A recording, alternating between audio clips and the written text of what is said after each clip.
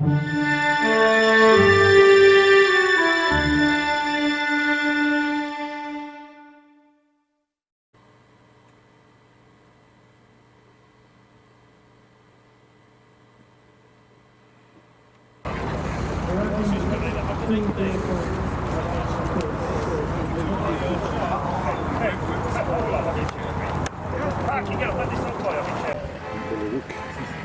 it goes again. There we are. First bang of the day is the shot.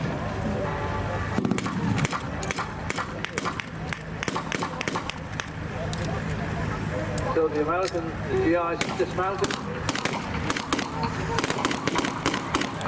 Throwing out smoke bombs to them to confuse the enemy.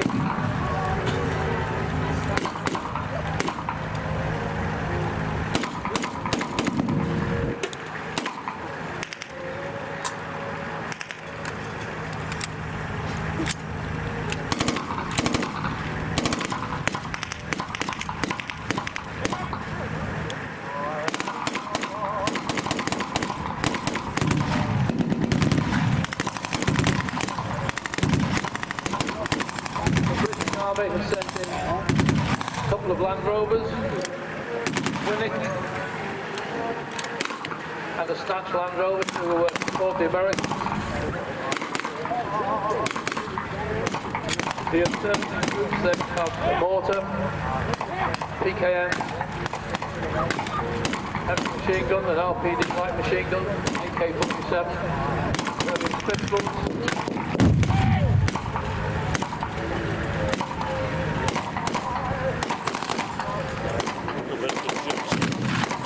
Not very good shots. The Allied forces, the armed with 50 caliber heavy machine gun.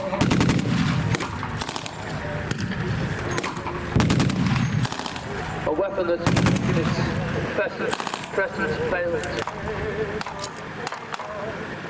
felt on battlefields all over the world for over 100 years.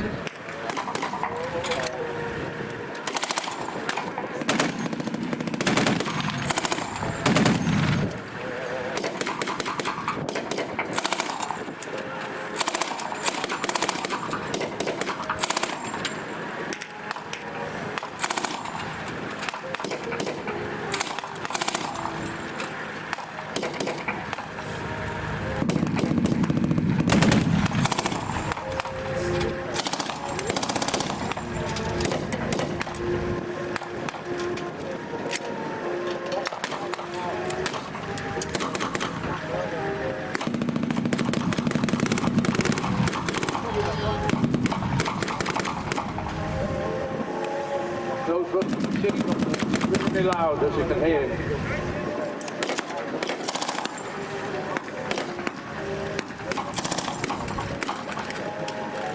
So the Snatch Land Rover is trying to outflank the locals, the insurgents.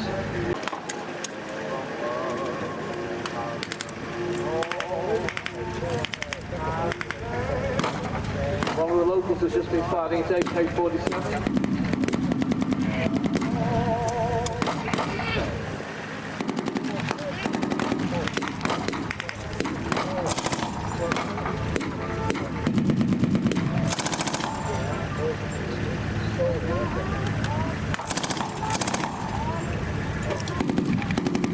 Looks like we have one of the insurgents is falling.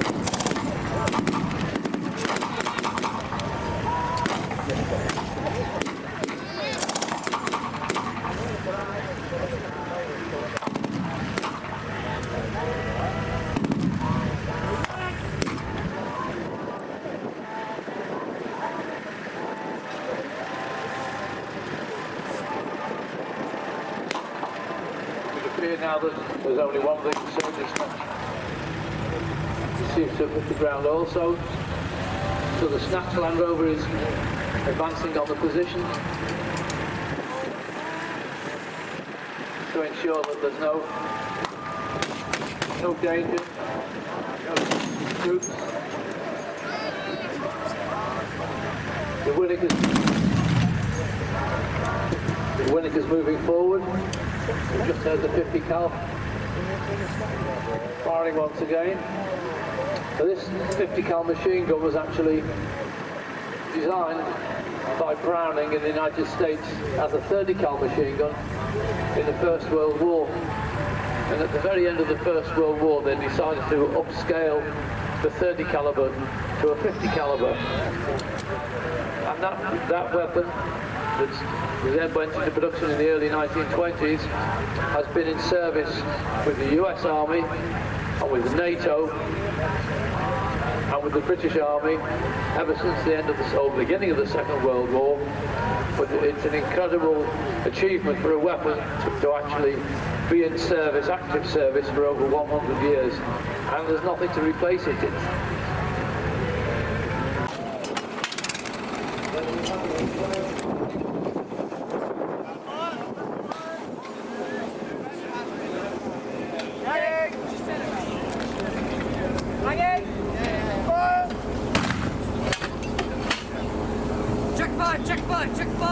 Check fire!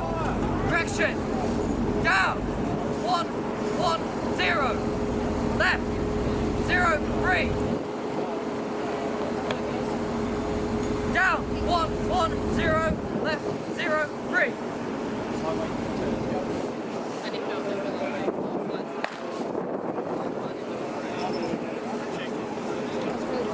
Corrected. 1, ready?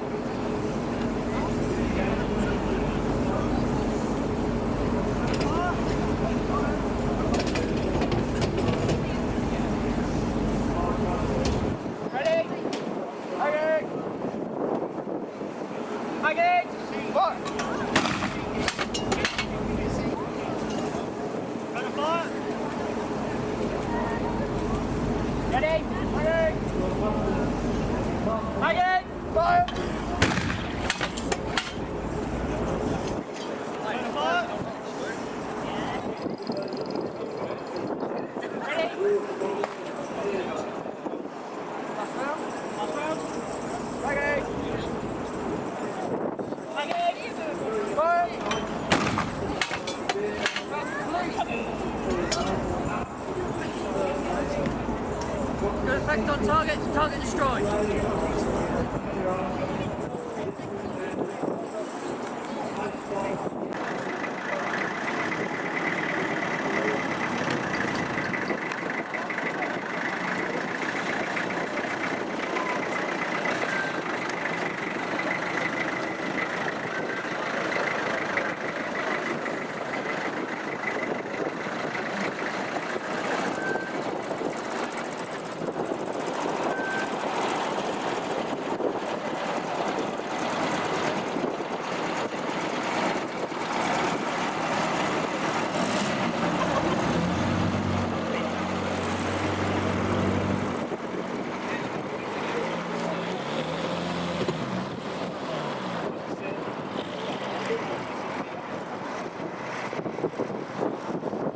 December 1943, and we are near a small Italian town about 20 miles away from Monte Cassino, where the Allied troops have been fighting against, or trying to get past the Monte Cassino monastery that the German Bolshevik have been so successful in keeping the Allies away from. So now we have the German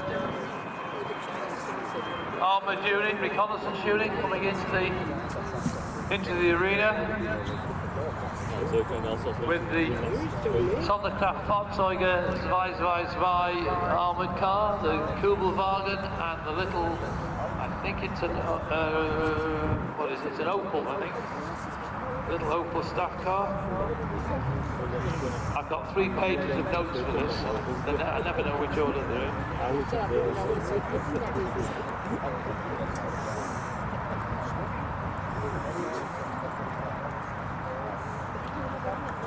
So the vehicles, the Axis vehicles are getting themselves into position.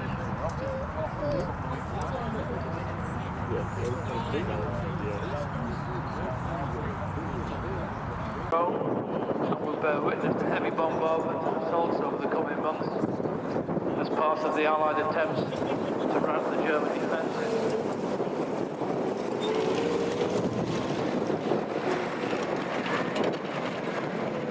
You can see in the middle of the field the German sappers and the engineers, they're laying a minefield.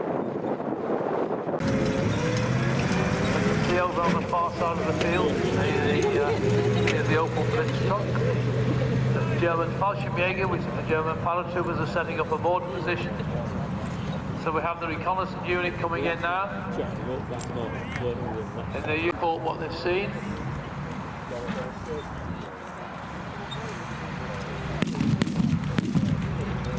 Oh yes, the enemy's opened fire on the reconnaissance team, so they'll beat the hasty retreat and go back and report the disposition of the airborne force.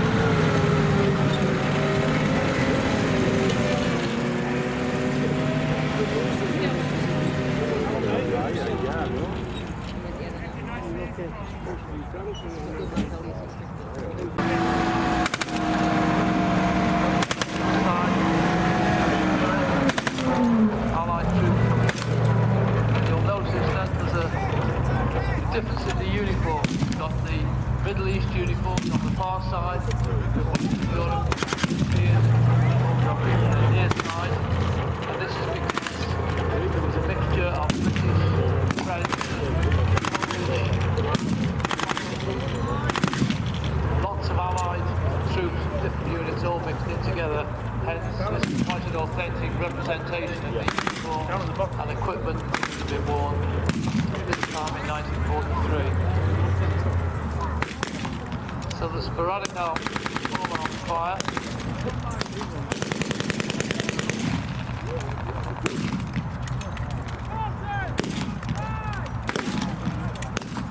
So the Allies are set up a firing line.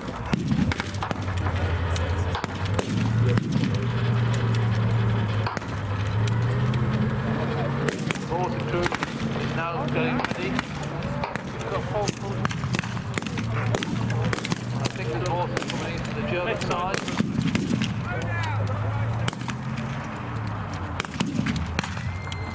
So it would appear as though the Allies are trying to outflank the German position upon the hilltop.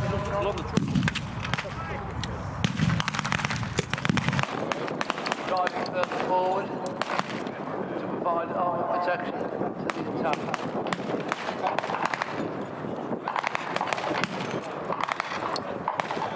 You can hear the German heavy machine guns are now firing on the advances troops.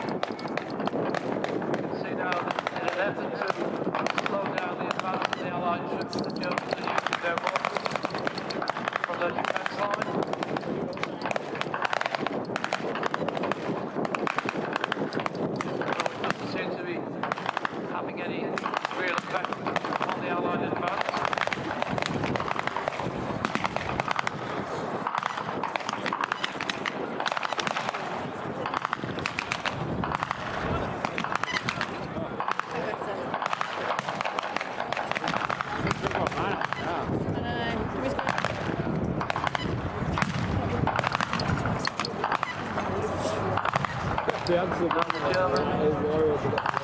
German arm is now moving, the German column is now moving closer to the Allied troops.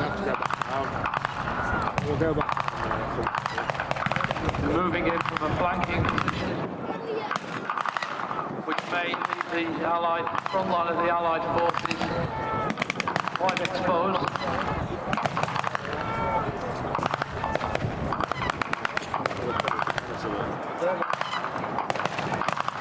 You can see it.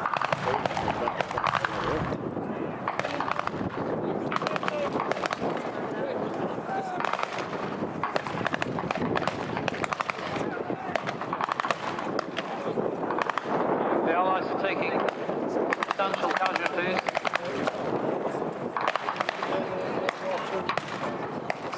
So it looks as though the Allies are in quite a difficult position here to assault a fortified German position. Got the advantage of the height, and they seem to have more heavy weapons than the British infantry. The British forces are now firing onto the German position.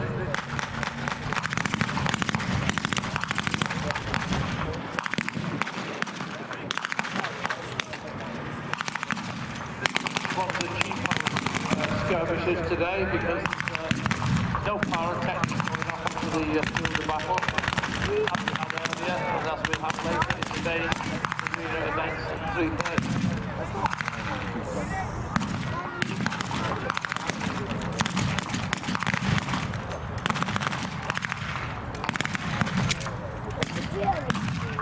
Now the Allied soldiers who took part in the battles in Italy, when the Normandy invasion took place 6 or 7 months later, June 1944, Die Laaste stood up in the House of Commons and called these soldiers in Italy the D-Day Dodgers, because they weren't there fighting in Normandy.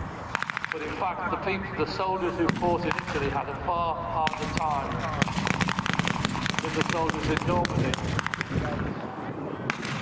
Very, very difficult terrain to fight in. The Germans had all the advantages of prepared defense lines like the Gustav line, various other lines, things like that.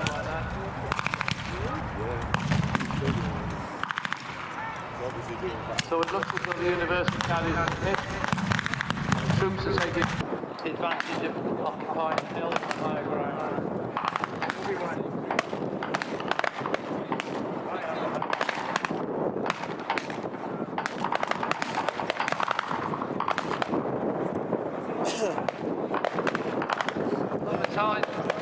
Despite both sides taking casualties, the Germans at the moment seem to have the upper hand.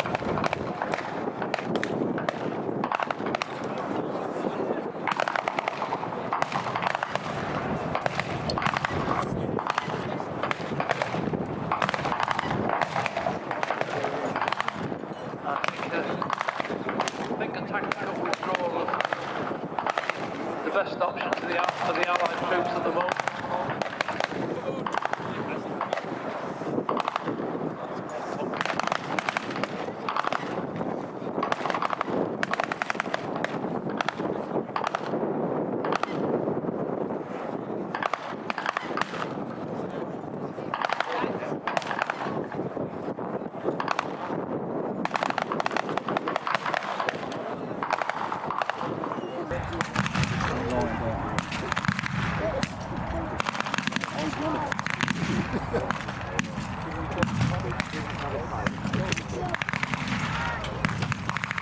So all the Allied soldiers will be veterans of the Desert Campaign, highly qualified, highly competent, but also they're facing the Fallschirmjäger, who are the airborne forces of the Luftwaffe, and they also were very highly trained, highly motivated forces.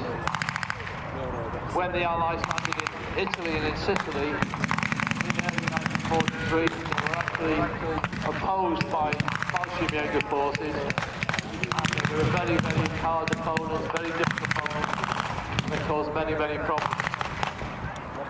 The Fallschirmjäger gave Spain in 1940 when it was dropped by glider on the German fortifications at the port of Allen in southern Belgium.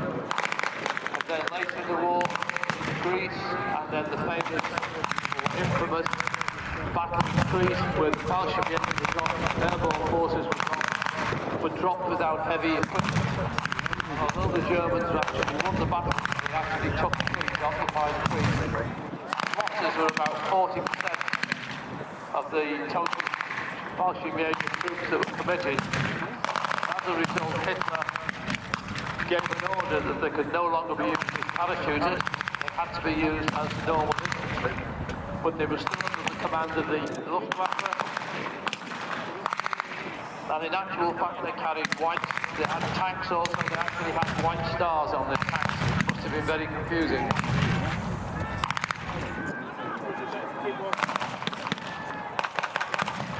So there's still fire coming back from the trenches on the hillside. Allied troops are taking casualties.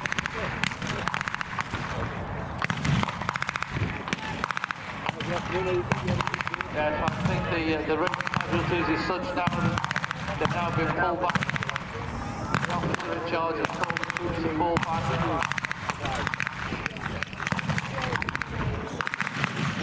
Now the Kaplyn Geselskap are beginning to realise that they have the advantage.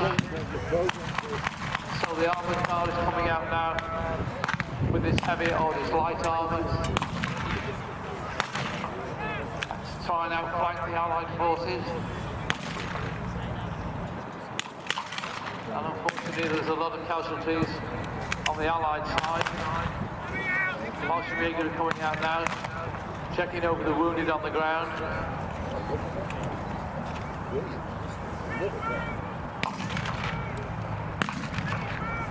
So the Allied forces are occupied in a fighting retreat.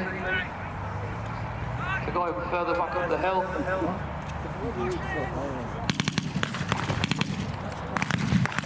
Now there's a rally from the trenches.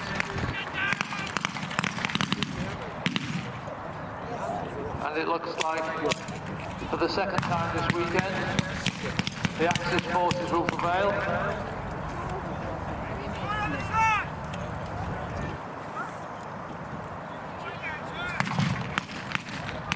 So on the far side of the arena we can see the Fallschirmjäger taking cover behind the Kugelwagen. Not that the Kugelwagen would provide much protection from a bullet because they're very thin steel, there's not very much strength in this Kugelwagen. It's a very light vehicle built for cross-country work. But at least they have the psychological knowledge that there's a vehicle of steel or metal in front of them. So the armoured car is now outflanking on the near side of the arena. And the Allied troops continuing their fighting retreat.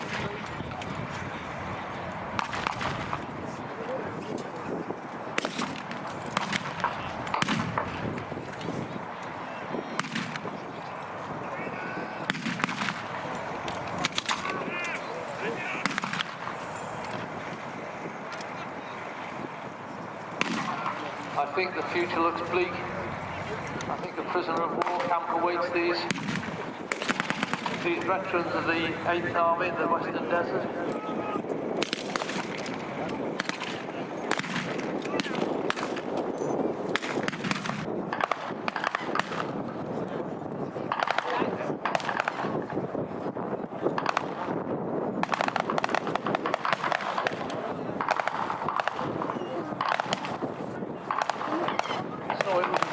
The second time today, whether it be our World War I skirmish or this World War II skirmish, it looks as though the Germans have succeeded in maintaining their defensive position.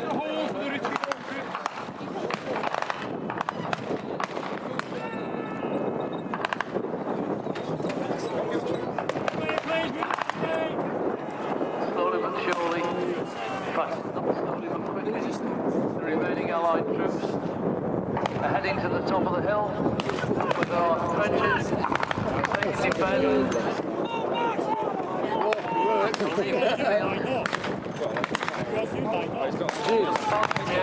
I'm just going to tell you. There you go.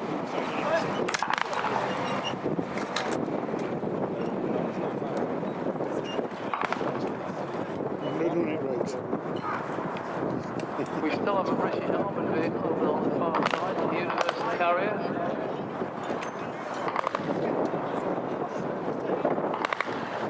I think the driver decided discretion would be the better part of valour.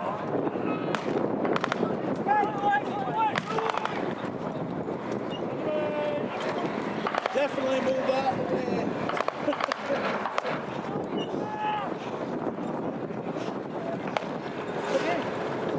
Fat guy, I like that. Hey, you're not I'm this one. Whether he will or not. You find them all on? 250. Each round on the coming. I got full 15 rounds out of the shoulder. I got 50 rounds without the shoulder firing. So the German troops have definitely prevailed on this occasion. Stalemate. Stalemate. Stalemate. Stalemate. The British Stalemate. Universal Carrier. Stalemate. Yeah, I think it's leaving the field. So there's the ENAC signals. We would like to thank yourselves as an audience for watching the skirmish, and also to thank the following groups for their participation in this skirmish. There's the Crusade reenactment, the Lone Rat, South Africa, Living History Group, Fallschirmjäger Regiment 1, Camp School, Scotland KGS, Fallschirmjäger Regiment 2, and our various vehicle owners. This time for the carrier using the engine for a Model T Ford.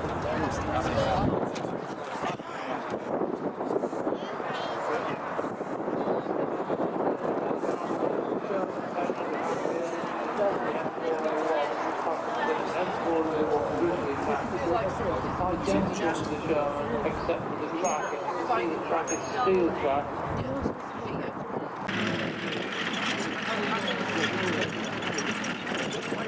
Oh, yeah.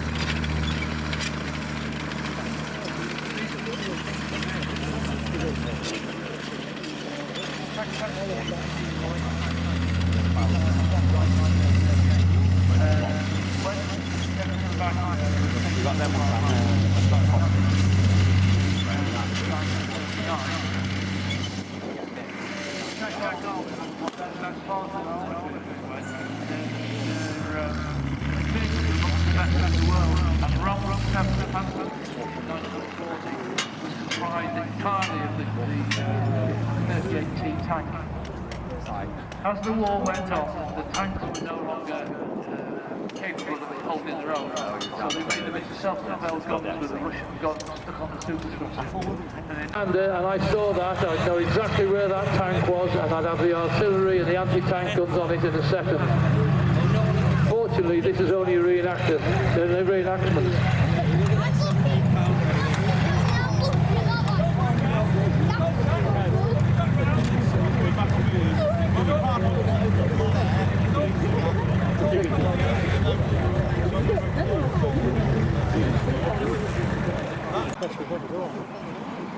It's still the best we ever did. So that thingy, one tweet out from the water over to that. I think it stuck out when we went to that beach.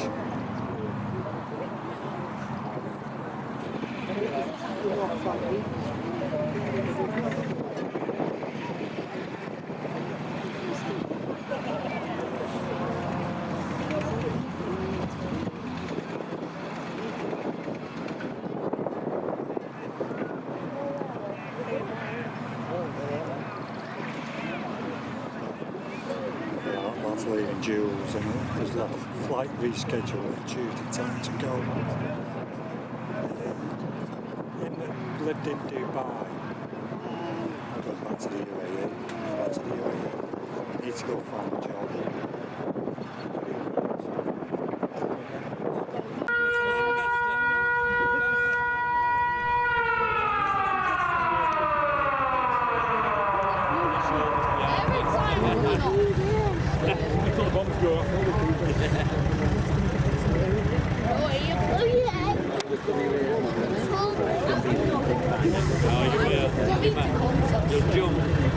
So, ladies and gentlemen, the siren started. Be aware there's going to be some very loud noises in the next few minutes. It's worth keeping an eye on the skies because you see we had aliens coming down yesterday. Yes, we had aliens in the sky yesterday. No, it wasn't Mr. Sunak and his rotten crew. It was another crowd of wreckers. So the American half-track, the Dingo, and the Universal Carrier, they are the scout vehicles, the reconnaissance vehicles. They'll be checking on how far away the German defences are, how complete those... Who left that bike there?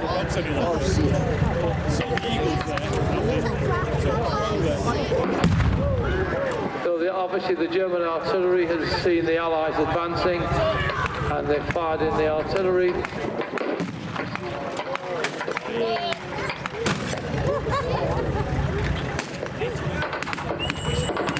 So the British paratroopers have come out of the half-track. They're taking cover behind the vehicle.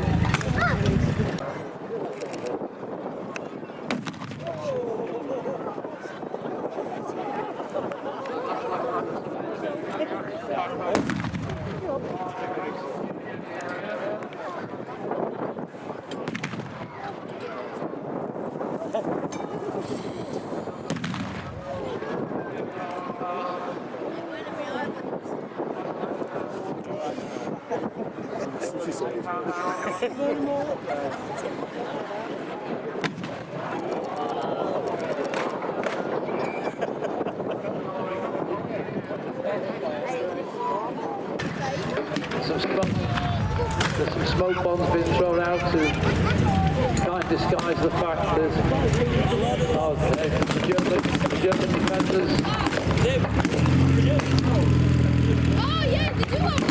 now responded.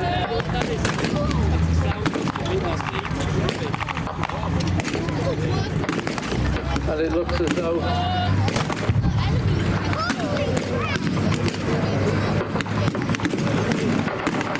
there's the donuts in the sky. Yeah, those were the smoking ones. There we go, we got the perfect donut.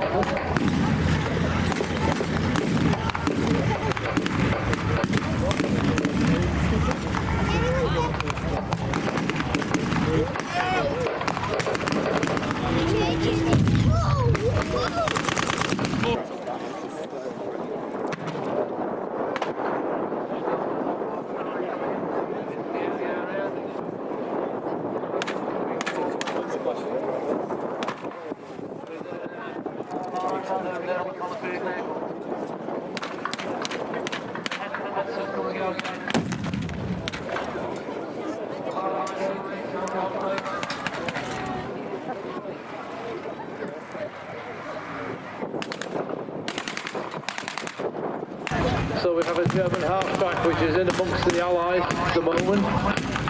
There's no one coming out of it, so what they're doing, heaven knows. But the German infantry are advancing swiftly down the hill. And I think the few people who are here, the few reconnaissance troops, are going to find themselves in a very situation. Yes, they're being taken prisoners, it stands.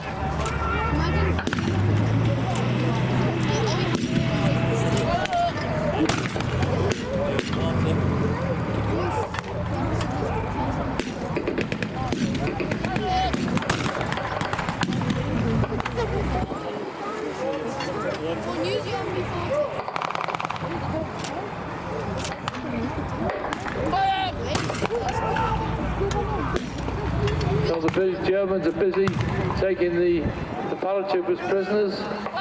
The medic is attending to the wounded.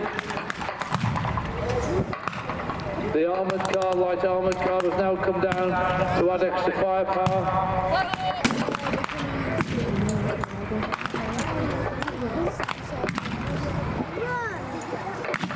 The Hetz has obviously left its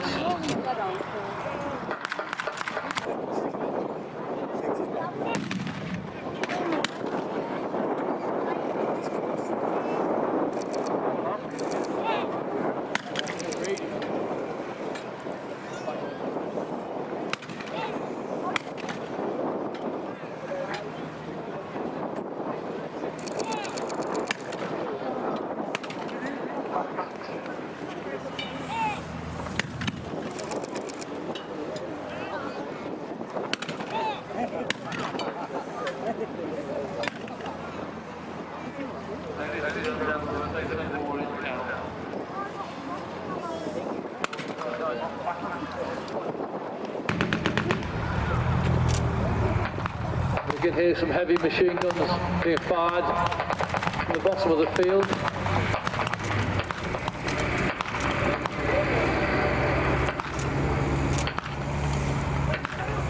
I think the fate of the reconnaissance troops is now obvious to the Allies. The reconnaissance unit has been lost.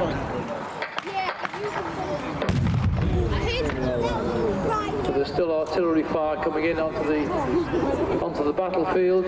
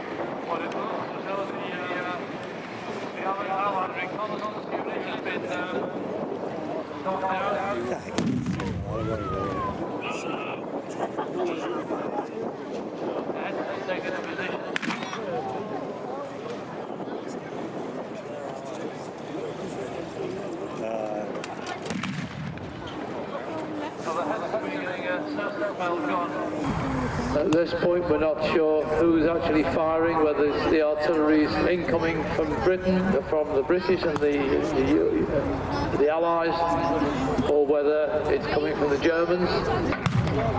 It's not clear at this point.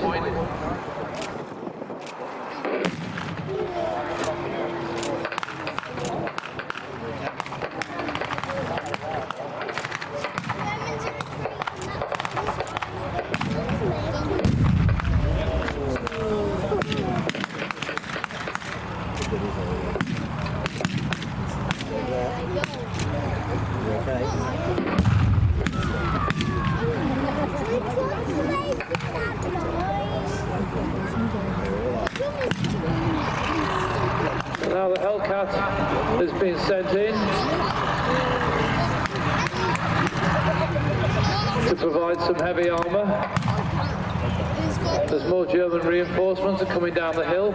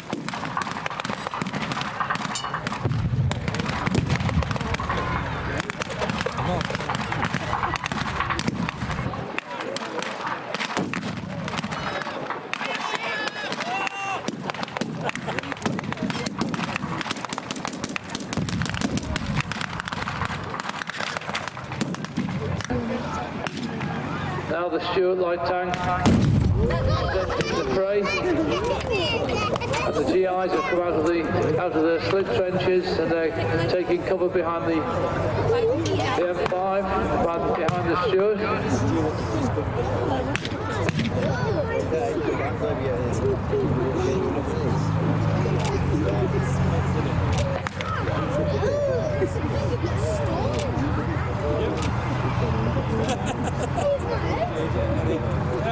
Did you get your JJ? Now the heavier armour coming in with the M10 Achilles. Slowly but surely the Allies are building up a large amount of armour.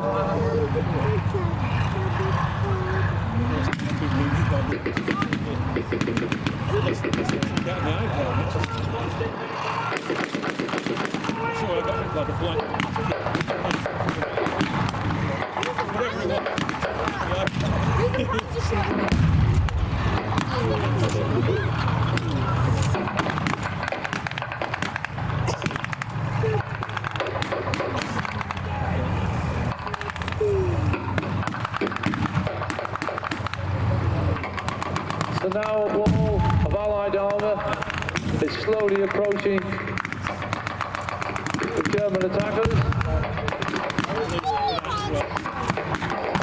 Still the artillery fire is coming down.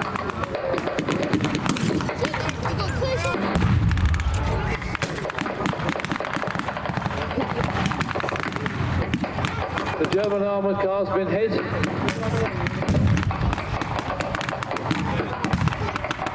We've got another alien above another alien in the sky above. Fishy and his pals, they're coming back.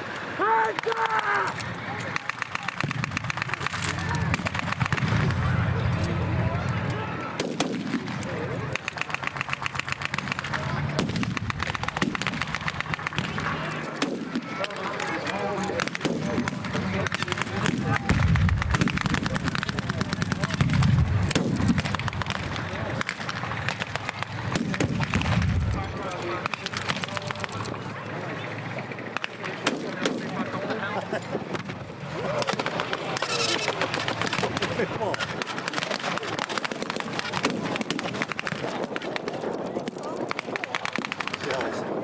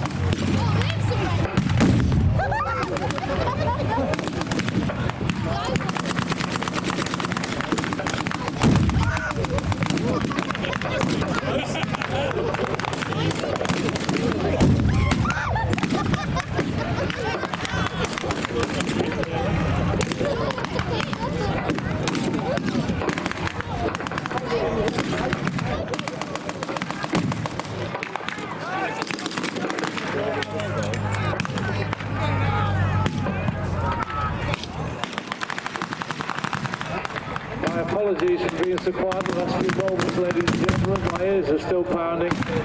We've got a bit of a fist fight going on at the top end of the hill. Some of the Germans don't seem to want to surrender, and it's taken quite a few GIs to hold them down. So.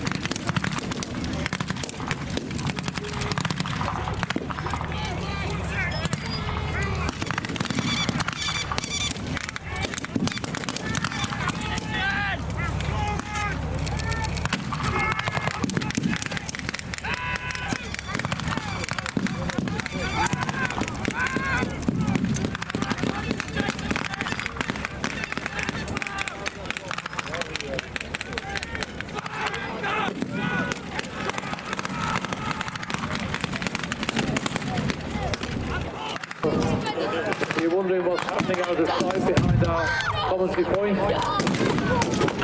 That's what's going on.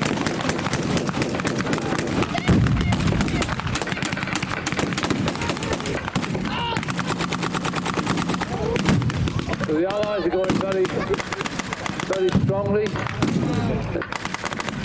punching hard into the German defences. A lot of Germans have already surrendered. So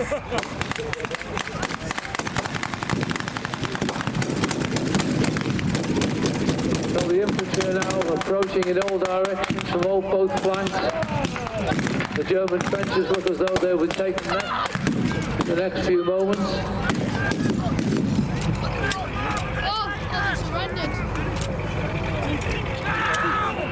Put him down! Put him down!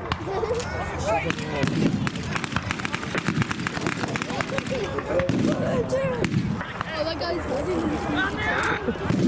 So it looks as though the resistance has gone very quiet. The medics are coming out to render first aid to those needed.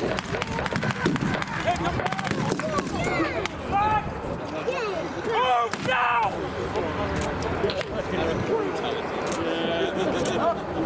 A makeshift ambulance has now arrived on the scene to take away and to tend to the Allied wounded.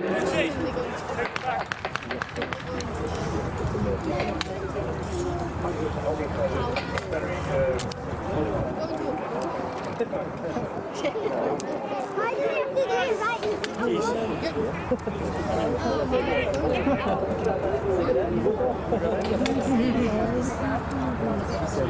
So there's so many things going on in this arena, ladies and gentlemen, we just can't keep track of it all. So the Dodge ambulance has taken away, or the Dodge weapons carrier has taken the Allied to the field hospital.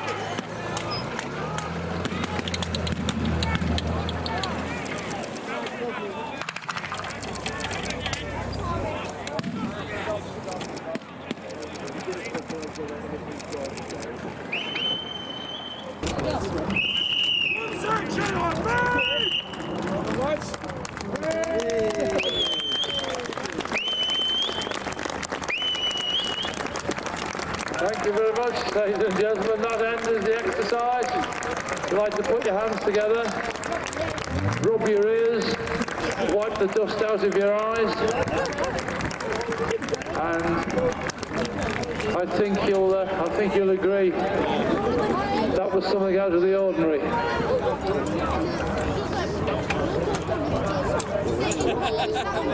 So what we do now is the troops will clear the area from where they've been operating, pick up any spent rounds of ammunition, any empty cartridge cases, and then all the reenactors will line up in front of the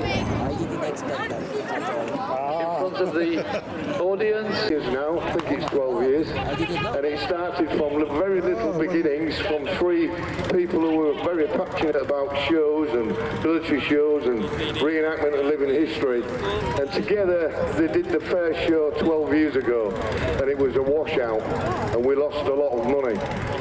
But being passionate, we decided to do it again the following year, and it was 6 or 7 years before we actually broke even. Why we did it, I don't know. We must have been mad. But with your continued support from day one to present, it's enabled us to continue that passion and bring you this show up here in Yorkshire. Normally, to experience a show of this size and content, you'd normally have to go down south. We was originally, when we got sort of 5 years in, the 5th largest show in the country, but I think now we could safely say we're 2nd or even 1st. So, but that's down to you guys, coming, paying at the gate, paying for your advance tickets and supporting the show, and we do appreciate that. So thank you very much for your continued support. Now the show has content of living history enthusiasts, reenactors, military vehicle owners, who also have a passion for military and for commemorating and educating people. And we bring them together in the fields of Yorkshire for you guys to enjoy. And we sincerely hope we're doing it right, and it'll enable you to come back next year and see us all again. Now the reenactors themselves, similar to the military vehicle owners, spend a fortune on kit and on vehicles and on parts and spares and insurance and all the rest of it. And these guys do that off their own backs to keep the actual passion of their hobby going. But we bring them together and create a canvas for these guys to come along and do what they do best. So ladies and gentlemen, please give a big round of applause for the reenactors and the military vehicle owners.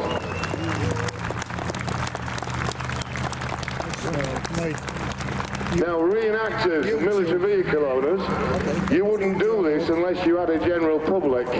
So please give 3 cheers for your visiting public. Reenactors, hip hip, hip hip, hip hip.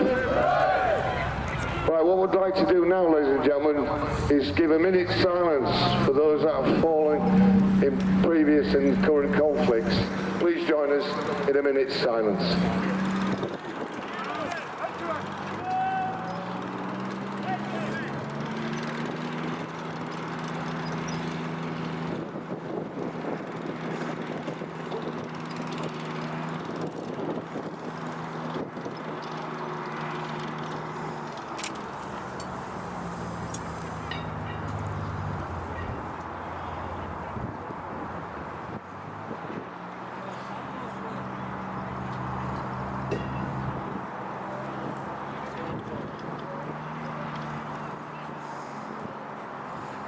Nice to see you, Jet.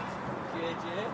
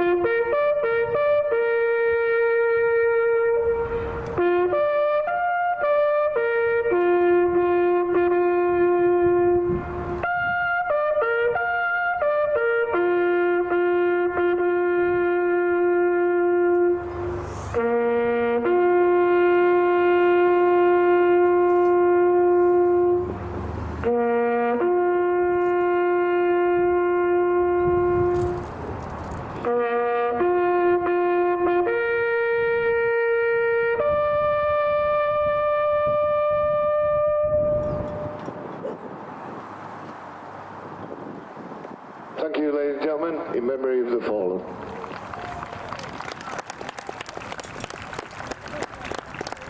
Right, we hope you've enjoyed yourselves and we hope you'll come back next year and help support the show as you so admirably done this year.